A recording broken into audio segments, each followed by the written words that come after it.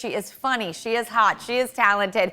She is such a great comedian. I mean, oh my God, she's been in so many amazing movies. It's really hard to list all of her credits, so, I mean, God, that 70s show, Family Guy, Black Swan, hello, oh my God, nominated for an Academy Award for Getting Sarah Marshall. She is a force to be reckoned with, and now she's in the third installment of Knives Out, the franchise. Wake Up, Dead Man. Oh yeah, Bad Moms. I mean, come on. It's the great Mila Kunis.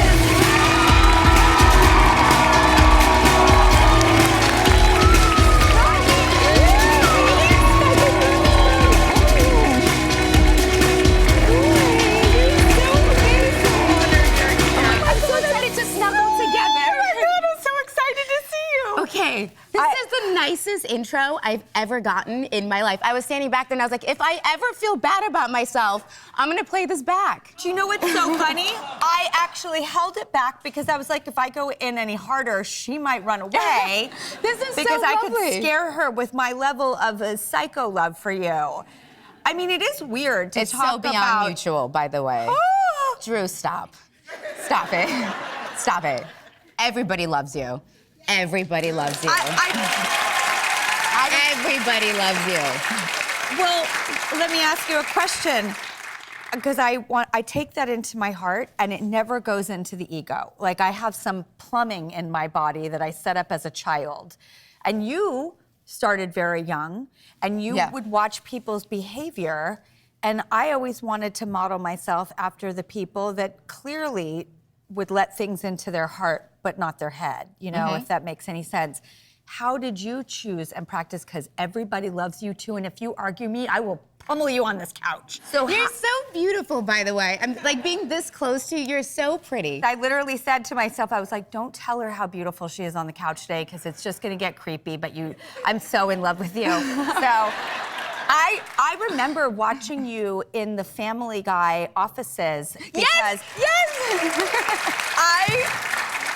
I mean, Meg, and I used to see you because I used to come in and do little pops of sessions, and then I became good friends with Seth MacFarlane, and haven't seen him in years, miss him dearly. Me neither, I haven't seen him either.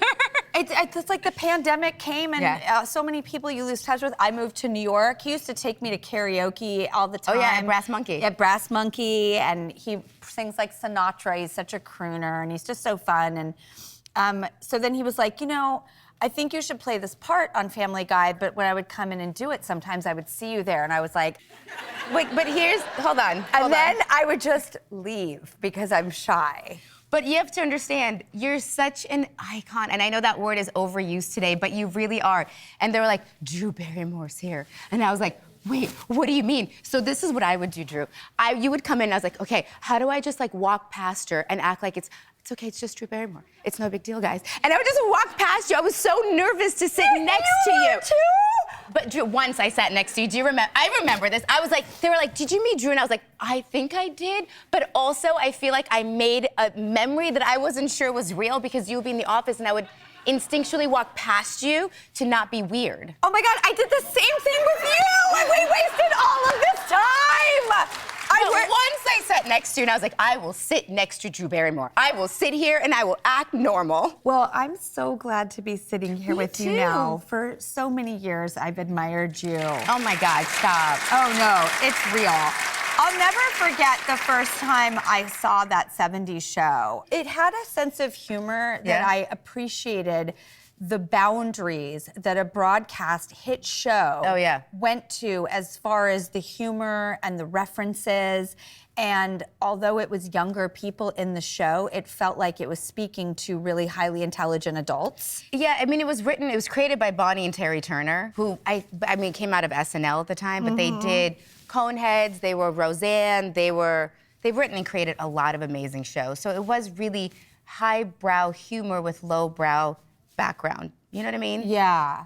Like, even like when you guys were sort of innocent and silly, it never, I just thought the first time I saw it, I thought, I can't believe there's anything like this on TV. I know, and it almost got canceled. And the only reason it didn't was because it was Bonnie and Terry Turner. Really? Because their echelon and body of work was so respected. They thought, let's keep going with this. And then how many seasons did it go on? So I did the pilot when I was 14, so I was 9th grade. And then I ended the show when I was 22. Okay. So I did my 16th birthday, 18th birthday, I graduated, I attempted college. I did everything on That 70s Show. And imagine if they had let it go, because it was ginormous. Yeah. I mean, it had spin-offs, it was a very... And I met my husband. And does it feel like, is the projected fantasy like, yeah, that they do know me throughout my life. They have seen me and seen me grow and what my family has gone through and what is that like? Because Really you meet easy. somebody and you have to try and bring them up to speed on everything. Yes, and then they meet you in whatever current form that you're at, right? Like you go through different levels. Oh my God, you're so sweet. Well, they said your hair was on your mic and I just I'm wanted so to- sorry. Oh, and you're so nice too. No, it's like, I married my best friend, but like to back it up, I didn't have, like when we reconnected, I was 27. And I was a very different person than I was when I was 25, let alone when I was 21 or 19. You go through different changes and you evolve. Hopefully you grow, you become different. But he knew me through all of them. And I knew him through all of it, through like the good, the bad, the ugly, and vice versa. So when we reconnected, there was no getting to know each other. There was no, but let me tell you all these hidden secrets. Let me tell you about all my baggage. We all knew. Like there was nothing to, I don't want to say discover, because we're still discovering, but there was nothing to hide. So it makes it really easy. I mean, like people are like, well, I'm like, but it does. It makes it really, like our fundamentals, our foundation, everything is built on respect because we've known each other since I was 14 and he was 19. So it's lovely. It really is lovely. I think when it comes to meeting someone, I ask myself the question, like, will I be able to trust? And I apparently that's my thing. But that was my thing also. It was? Yeah, both of us. But I think that's why it worked out, because we both had trust issues. Not because of something happened that scarred us or anything, just the idea of someone taking advantage of the situation was my biggest fear. Yes. But it was also his biggest fear.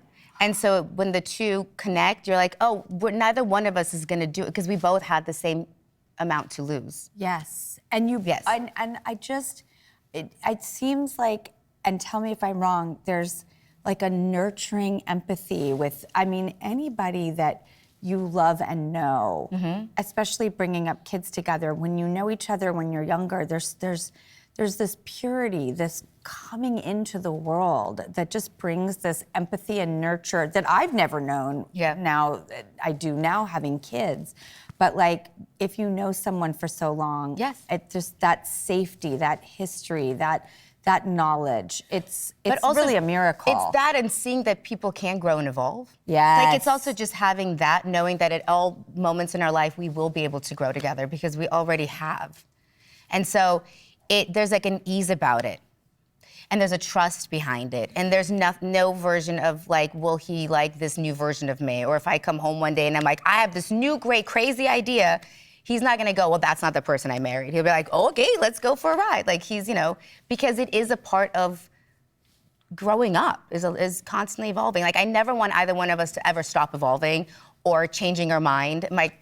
And I think that that's the one thing that we both, because we've had so many years together as friends, you're patient with change. Yes. You're excited and supportive. Yes, and encouraging. Because it's true. I've heard people say like, oh, they changed so much. And it's like, oh, but don't we're you want your supposed partner to change. Yes. And I always say this. I was like, my motto in life is strong opinions loosely held.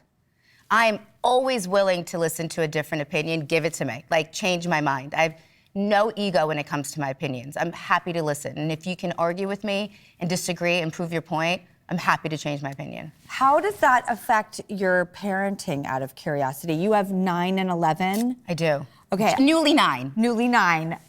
Okay. Newly 9. But yes, 9 and 11. Is this the one who had a laser tag birthday? Yeah, my boy. Oh. Yes.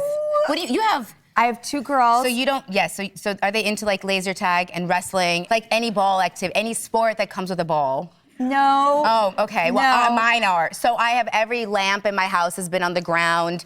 Any glass has been tempered with. It is balls just everywhere in all different facets. I mean, so much boy energy. My kid's father, because he has a son now and about to have another, he said someone said to him, like, a mother of boys said, if they pick up anything that's like a stick shaped, it's a sword. That's all you need to know. It doesn't matter if it's, a pencil or a wire or, a lampshade. Yep. It's a sword. So that's how we ended up at laser tag. Like everything is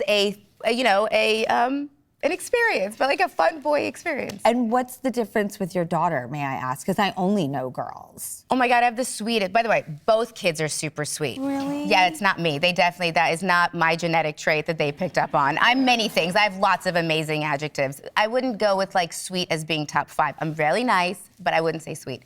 My husband is really sweet. They're very sweet kids. So they're sweet. Now that being said, they also are crazy. Okay? Yes, okay, good. So, but they're sweet. So their intention's always right, but their execution sometimes falters. My son is incredibly stereotypical when it comes to boys. Likes wrestling, likes football, but also is very snuggly, okay? My daughter is a bookworm. So she reads for fun, which is awesome. I mean, boy, parents of the year, good for you. Well, I didn't say both are bookworms. I just said my daughter's a bookworm. One is a good, is goals. Yeah, she's super, loves reading. Just reads for fun. My 13-year-old, if you give her a more adult book, she's into it. Yeah. Right now, she's into Taylor Jenkins Reid. I was reading The Housemaid, and she got all into that, and now she's reading her new book, and they're 2 different writers, but she likes a more adult genre book. That's very sweet. And I was like, all right, sorry, I was buying you young. Okay, great. Well, someone asked Wyatt, we were at the coffee shop, what book do you recommend? And she was like, Anne of Green Gables. I was like, of all books, Anne of Green Gables. It's so sweet. But no, she also loves what she calls candy, which is graphic novels. Candy. Yeah, I'm like, what are you gonna do today? And she goes, I'm just gonna have some candy. And that just means she's gonna read some graphic novel, which is for her, candy. Did you do anything in specific to raise a reader? Because there's literally a book called How to Raise a Reader, and I haven't opened it. That book is BS. Right? No, because I have 2 kids and I raise them the same, and one picks up a book for fun and one picks up a book for a chore. Right, exactly. Okay, No. that's good to know. Yeah. Well, congratulations on one, right? by the way. I did yes, pretty good. Very good. Thank you. Wait, are you head of the HOA?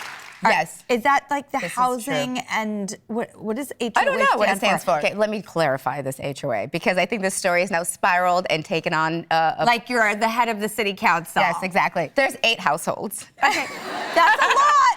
That can be 8 nightmares on your hands. It's not. That could be 8 time-consuming sucks. You know what I mean? Or is it so fun because I love civics and planning and neighborhood stuff and all that kind of stuff. I don't have any control over that either, but I like that you love it. Nobody's asking me for my road work expertise. Oh, I'm trying to pitch a dog run so that the dogs can poop at night and stuff like that. No, you can't do any of this. You can't? There's CCNRs you have to follow. CCNRs, this is what I'm talking about, it's a CCNR. Yeah. Well, it's the rule book of the neighborhood. And so I have my own, I'm in charge of the rules. How did you get involved in No this? one else wanted the job, Drew. And so the previous head of the HOA was like, this is a lot of work. And she was retired. And I was like, yeah. And everybody else sitting in the meeting was like, yeah. And then everyone just looked around and I was like, so no one's gonna jump at this opportunity? And she was like, this is a lot of work. And I was like, you know what? I'll do it. And she was like, thank you. And I was like, don't worry about it. And that's how it happened. Okay. And is it something you enjoy? Yes. Parts of it I think are really funny because here's what happens. Somehow I got in charge of answering questions. So people will call and be like, I have construction and I'm wondering if my crew can come in at 7:30, right? And I go, no, because I have to drop my kids off at school at 7:45. So I'd like for there to be no traffic. You may not enter the property until 8 a.m. And I can do that. That's so fun! That's about it. That is really cool. That's about, and then there's if the road needs to be, repaved, and so then some neighbor will be like, when are you repaving the road? And then I get to say, well, I can do a special assessment and let you know. And then the second they hear special assessment, no one wants the road repaved. Because special assessment means I need more money. Oh, understood. Oh, yeah. Oh, I love that you're into this. But kind of, but also not really. Like if someone's watching in the neighborhood and you want the job, it's up for grabs, guys. It's up for grabs. No, I want you to do it. Oh, I have to sign off on checks? I don't even sign off on my own checks. And is it like a check for garbage pickup? Yes. Or, yeah, okay. Oh, street cleaning? I got in a heated fight with the street cleaners because they didn't show up for 5 months and they kept charging us. And I was like, oh, no. This street has not been cleaned by you for 5 months. I was like, give me my photo proof. And they didn't have photo proof. So I got my money back. Good for you. Thank you. Okay, you are a very no-nonsense woman in The Knives Out, the third installment, by the way. It's true. I love your character. Thank you. And Wake Up Dead Man, I just watched it. Andrew Scott was just here. I heard. How sweet is he? Oh my God, he's so special too. I know. And like really one of the most, magnanimous, important actors working today. I mean, he really is. He's a very fancy actor. He is so special. Yeah. And this whole cast, I mean, the picture control room there it is. They put it in the whole wall. There that is all of us. Oh yeah, that's all of us. Look at how nice and fancy. I mean, this is an incredible cast with every desirable, important actor working today. What is it like to be in such a big ensemble like that? So obviously you've done lots of ensembles. 70s Show is an ensemble, but this is like, it feels different. You know what I mean? When there's that many I've never big done this players. many. Yes, but I really wanted to. I mean, I put myself in this movie. That is a joke, but it's not a joke, really. But I put myself in this film. They were like, Ryan. So? Okay, so I shoot, June, July, August is when I can shoot a movie anywhere in the world because the kids on break and we all travel together. Or I have to shoot in LA otherwise. Understood. So I'm very limited in how I can work. My agent called and was like, hey, Ryan Johnson's shooting a movie this summer. And I wrote back, I'm in.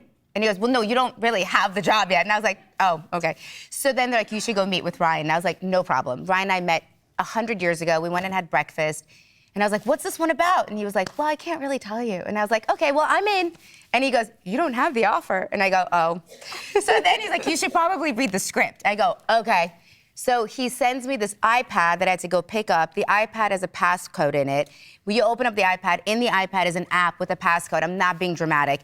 And it opens up the script, and you're like, oh my gosh, it's like under a massive lock and key. And Which feels so right for this like new Agatha Christie level genre that he has developed, which is obviously in its third installment, and that's why it's so successful. Yes, and it's like a whodunit. It's not actually a whodunit, it's how they did it, which is the more interesting part. People are like, oh, could you figure out who done it? And I was like, even if you could figure out the who, you can't quite figure out the how. I definitely thought it was many other people, places, or things that you'll never solve. And yeah, it is. I'm like, oh, good. Because I'm all this time into the movie, and I'm still so confused. It could be anybody. Okay, here we go. And it's so exciting to do these big juggernaut, giant casts. You should do it. Put yourself in it. Call Ryan. That's all I did. I was like, Ryan, I'm in. I kept telling him I'm in. And finally he was like, okay, you're in. And I was like, thank you. I'm glad we agreed. Relationships, they work. Get yourself in the fourth one. It's the best 2 months of your life. Oh, and it feels that way when you're watching it. We're going to show you a clip as we go out. It's so professional around here. We'll be right back. You're the only one on stage with the Monsignor at the time of his killing. And you had prior possession of the wolf-head figurine attached to the murder weapon. And you're the only one at that church who hated his guts. I don't hate any guts. But it's literally impossible for anyone to have done this, so I don't know what this is.